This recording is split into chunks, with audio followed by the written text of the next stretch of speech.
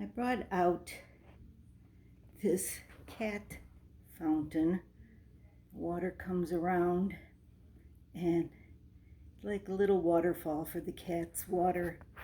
I had put it away because they weren't using it. Well, I guess with Barney liking running water so much in the kitchen, that's Barney there in front, I thought I'd bring it back out again and actually remembered how to put it together because I had taken it all apart. Cat tail. Kari, move your tail. And now I bring water up, filtered water for them, because we have a lot of lime in our water. Not good for male cats at all. Oops, another cat tail.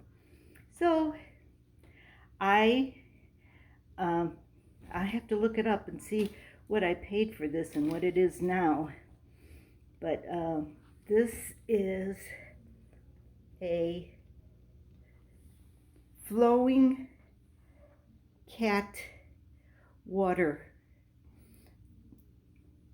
and that's what it is.